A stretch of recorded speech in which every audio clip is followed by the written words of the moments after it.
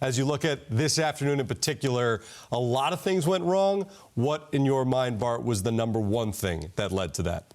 I just feel like defensively, sometimes when a guy's having a bad day, the Jets don't do a good enough job in making the adjustments. And I think it's out of respect, maybe. They don't want to hurt somebody's feelings. But the fact that, on their side, they were able to take away our best weapon with Jalen Ramsey, their best corner. And our best corner is Sauce Gardner, who was wasting himself on the other side, while Jalen Waddle went for 8 for 142. Those are Tyreek Hill type of numbers. So instead of saying, listen, DJ, we appreciate you, respect you, but today's not your day. This guy's got your number. They decided to continue to double down, and he continued to put up major yak yards and really blow the game open with his ability to make the huge play. And I feel like the Jets don't make adjustments fast enough.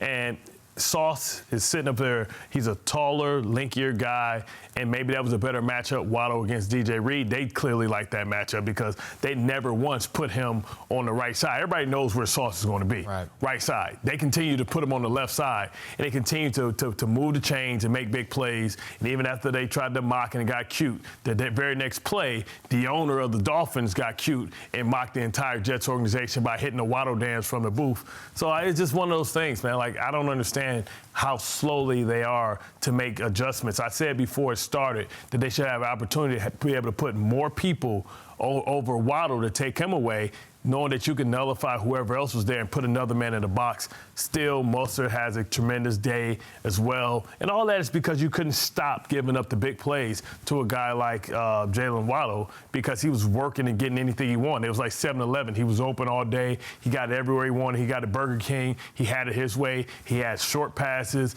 long passes, bang gates, posts, whatever he wanted. And the Jets did nothing about it and left DJ out there by himself. Right, maximize your best players. And when you have a couple elite players, you want to squeeze out every ounce of them impacting the game. And the Jets, unfortunately, did not figure that out with Sauce Gardner today, and they honestly haven't done that throughout the season. But to me, where this one starts is an offensive line that's not competitive. And I'm not saying they aren't elite, they're not good, they're not average, they are not competitive. And what I mean by that is the Jets cannot run the ball, for everybody that says, and we heard on the broadcast in the start of the second half, why don't you come out and run the ball and establish the run?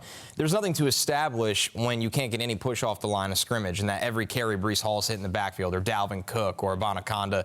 It goes on and on and on, so you're forced to throw. The problem is when you're forced to throw, and the defense knows that you're forced to throw, they could tee off, and the Jets can't pass protect. And the biggest issue is we're past the point of the Jets are starting two guys on the right side that shouldn't be starting games.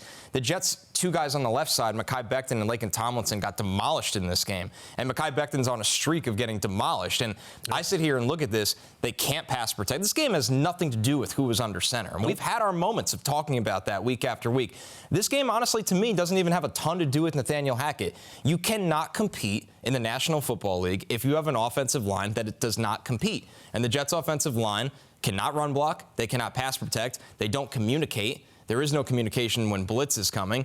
And you sit here, and I think it's the biggest indictment on Joe Douglas's tenure right now, that a guy that was given a 6-year deal specifically to come here and fix the offensive line for Sam Darnold, right? That's what Joe Douglas was originally hired to do. Now we're in how many quarterbacks later?